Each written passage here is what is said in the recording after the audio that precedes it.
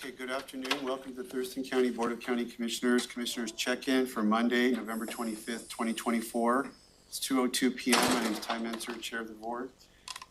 Vice Chair Commissioner Wayne Fournier on Zoom, Commissioner Caroline Mejia as well. Commissioner Emily Klaus to my left, and Commissioner Edwards is excused for this meeting. For public virtual attendance, you may follow along on the Thurston County YouTube channel.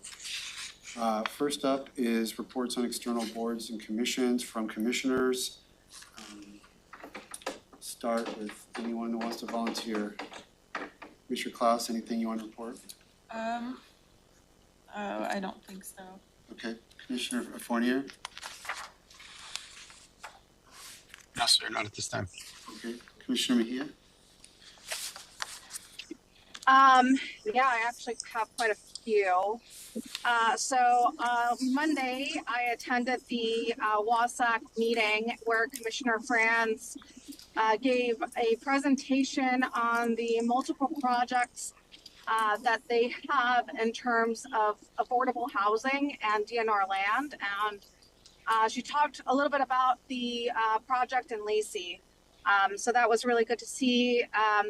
I was at the conference last week, and that was very good. I guess a couple of updates from the board of directors meeting is that in terms of the appeal, WASAC filed the appeal. They had a hearing. They're waiting to hear back from the Supreme Court, and this is in regards to the public defense caseload standards. Not the new ones, but the previous ones where they're requesting for funding from the state. And so they're still waiting to hear back from the Supreme Court on whether they will hear this appeal or not. And so more information to come from that. In terms of the DCYF, what Derek reported was that right now they have a really good working relationship with DCYF. They've been kind of keeping up their end of the whole bargain, so that is going fairly well for now.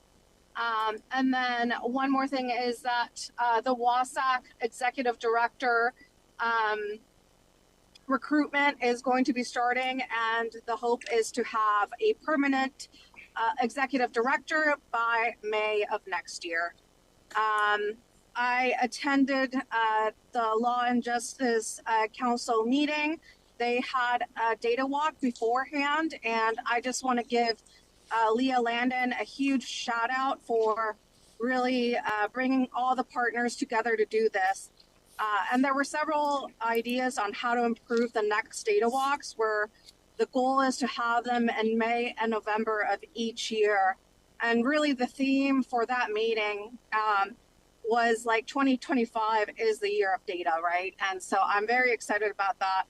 And it's really great just to see how all the justice partners are collecting data and how they're interpreting it. And so there's going to be more of those to come. In terms of the actual Law and Justice Council meeting, Leah went over the 2024 SMART objectives, and the sheriff, prosecutor, and public defense director gave updates on the public safety sales tax. Attended intercity transit interview for the authority board's new community member for the ITA, and this is to fill in for Don Melnick's position, as this is his last year being on the authority board. I attended the Interbranch Advisory Committee meeting, and so just as a heads up, there were several updates from the judicial branch. And so they are requesting to maintain judicial branch education and to continue funding for Blake implementation and the migration of courts reporting tools to the iCloud. And then there were legislative branch updates. Senator Peterson reported that there were $14 billion in shortfall over the 4-year operating budget, and there was an $8 billion shortfall in transportation over the 10-year budget. Representative Taylor is looking to do a unified court committee to look really at efficiency, and she wants action-oriented dialogue regarding community and access to justice. So that's very exciting. From the executive branch update, basically what they reported is the message to all state agencies are currently no requests for anything new and really to go look for savings. They're not allowed to purpose out new revenue and must balance the budget. The transition has been hard, bumpy, chaotic were the words that were used, but it's moving along. And the new governor may be submitting their own budget, and it may take more time. I can go a little bit more into the WASAC, but those were the main updates that I thought the board would be interested in. Any questions for Commissioner Mejia? Okay. Commissioner Klaus, how did Adoption Day go? Adoption Day was awesome. I spoke at National Adoption Day at the Superior Court, and all the judges were there. There were a lot of kids there. I think 4 or 5 families adopted that day. Oh, wow. Yeah. And they were all Sounds great. present except for one who had to leave. But it was really an amazing event. A lot better than I even expected, which I don't know what I expected, but it was pretty touching to have all the families there. And to know that they do that every year is really nice. I'll probably go back again next year. But they asked me to speak a little bit on my personal experience being adopted by my grandparents, which the Superior Court judges asked me to do way earlier this year when I first did my introduction with them. So I've been kind of looking forward to it all year, and it turned out really great. So, yeah. And Awesome. I actually do have a couple things that I found while Commissioner Mejia was giving her update. So let's see. The JazzCom meeting last week was it went well. They talked about their 2025 budget, and a couple cool things I wrote down. One thing that kind of stood out to me were the milestones they mentioned. They've given 175 surgeries just in October of this year. And after October, that brought them up to over 1,000 surgeries for 2024. And they've seen cost savings and an increase in their capacity for this when they brought medical in-house in June of 2023. So I think they're working toward having as many surgeries in-house as possible just because of that cost savings and how streamlined that process is comparing to going out somewhere external.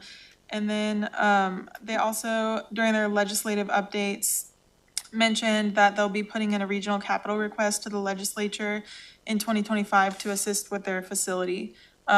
So I was kind of, To the state legislature? Yeah. And I was glad to hear that they're exploring other avenues of funding for that, since we know it's been a big question mark, like how that will be paid for. So that was promising to hear they'll be going out to the state level. And when that kind of starts solidifying, however they're going to put that request forward, I might bring it back to the board to see if we could write a letter of support for them, depending on how that all kind of plays out. That's all I had for JazzCom. And then I also did the Superior Court and FJC open house last week.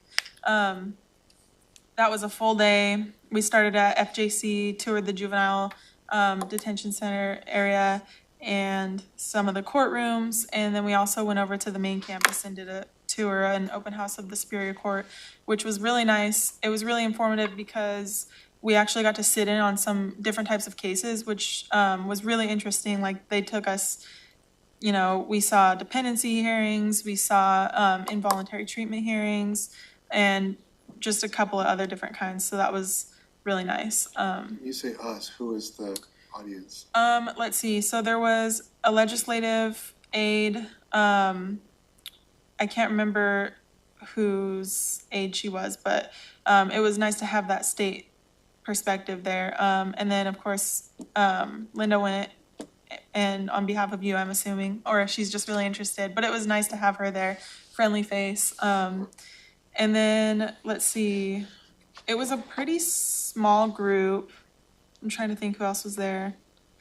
But it was. Leah Landon. Okay. Yeah. Yeah, I was just curious because when I saw it on my calendar, and I knew I couldn't go because of the conference, and I didn't know who was the audience that was intended. And then Linda said that it really was commissioners, so they might like do Yeah. another one when we can all be better planned, so we're all available. Yeah, Was the audience commissioners? I thought the audience was. I think it was state and county. I mean, definitely commissioners, but I don't know when it was planned, but they really wanted to try to do it when it lines up with our schedules better. I think they didn't realize that we'd be at a conference, but I think it was for the commissioners, and I think that they probably would have really liked to see more representation from the state, because it was kind of like that, Okay, yeah. all right, great, thank you. Yeah. For me, I have Building Code Council. If you, I don't know if any of you attended the same sessions that I did at the conference, but there were like at least 3 times where one of the speakers said, and 2066 requires the Building Code Council to do something, but nobody knows what. Well, I had a big meeting on Friday about what the what is. What does 2066 actually require the Building Code Council to do with respect to codes that just passed? Is it a prospective measure that says when we do new things, we can't discourage natural gas? Or do we have to go back and like, and doing that is like super complicated, because the codes don't just, you can't just pick strands out of it. It's a comprehensive system. So like the building industry came in and said, this is easy, you just go back to 2015 codes. Well, that not only reverses everything related to natural gas, but it really reverses everything related to 1,000 other things that nobody wants reversed, or that would be expensive or cumbersome and complicated to be reversed. So anyway, we just sort of hashed through with our attorneys what the risks are and what the potential options are. And then we hammered out in open session a sort of unanimously approved statement, sort of position that the board will essentially, we're not going to do anything immediately, as was urged by some of the interest groups, but we are going to refer to our technical advisory group as they work on new stuff and try to be compliant with the law, look at ways to make fixes or basically evaluate whether there's need, because there was too much complexity for us to manage on a Friday morning. So there's a pretty long motion that was passed unanimously. It's probably on the Building Code Council website if you're interested in seeing exactly how it was worded. But I think we figured out that we took the right approach in terms of being responsive, but not just, doing something that really quickly that would then have to be reversed or create unintended consequences. So I think that was a good meeting. And then, of course, I was at the County Leaders Conference, and Timber County's caucus meeting was one I could report on, because that happened early on Tuesday morning. Commissioner Franz was there, Franz. We had a big discussion about how to pronounce her name. It's Franz. And so I'm going to try to get that right. Commissioner Franz spoke kind of about where the department is and kind of her parting words for us. And then we had an education session on riparian science around riparian stream areas and how the water. It was pretty technical, frankly, and it's going to be part of it was a first of a series of talks they're going to give at the Timber County's caucus that will be interesting as the legislature struggles with some riparian legislation. And there's a governor's work group, and that was another session I attended, for example, was a session summarizing the roundtable recommendations. That was actually one of the best sessions I attended, because the report's not all that clearly authored, in my opinion, in terms of just getting to the core of what they recommended, and the presentation did a good job of I have notes on that. If anyone wants to talk to me about it, just ask me. I've got pretty good notes on kind of what's in there. I'll just leave it there for now. So we can go to item 2, Commissioner items. There wasn't a letter attached to the agenda. Are we going to discuss that or no? Yeah, we will. Okay, do you want to take that first, County Sure. Manager? Before we jump into the letter, just wanted to make mention that, and we're going to be working this on the calendar for next year. But with the canceling of the meeting on the 19th, was it? Yeah, we had some stuff shift, and so we apologize for getting out some of the packets late for the agenda review for next week. But I think we're on track now. And we're all gonna be looking at, since it's the week of Thanksgiving sometimes challenging, and then I understand that Wausau Conference is always the week before that. So we're looking at how do we work around that. So the letter that we have asked for you all to review, really it's a request that's coming in from Experience, what's the, it's called? Experience Olympia and Beyond. Yeah, they're applying for a grant, and so this would be a support letter that I would be inclined to sign. Just wanted to make sure all of you were aware of it and to see if you had any questions. Any questions on this one? Thanks, Mejia. Yeah, thank you. My only question is, you know, are we sure that they're not competing against maybe something that we're putting in for? It doesn't look like it, but I just want to double check. Say that part again? Competing. Oh, I don't believe it would, yeah. I don't know that it would compete, and I don't really have a way to answer that question, based on the grant source. So we could, yeah. Is this the one that the county fair was? Yes, the county fair does have a request in, and so that is something to be mindful of. And I think probably Commissioner Mejia, that's what you're referring to, is a potential competition to what we're submitting for. Yeah, correct. What, I'm just scanning the letter here. What grant is this, or what funding source are we talking about? Do we know?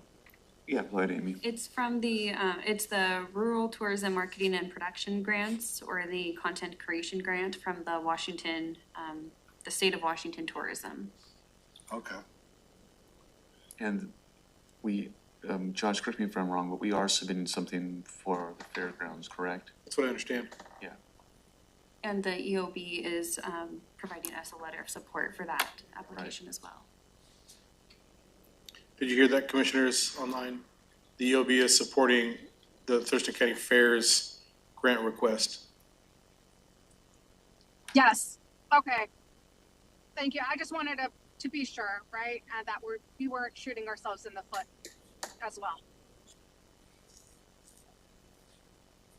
well. Commissioner Fournier, I saw your thumb go up, so I'm assuming you're good. Yeah, I'm fine with it. Okay, you got thumbs all around then, Commissioner County Manager. Thanks so much. Appreciate that. Anything else like that you had on your commissioner item No, type nothing, of yeah, category? nothing at this time. Okay, any commissioner items that folks like to address today? Public hearing in an hour and 9 minutes, 2 of them. And so if I'm hearing nothing else, we can be adjourned and see everybody back at 3:30 for the public hearing.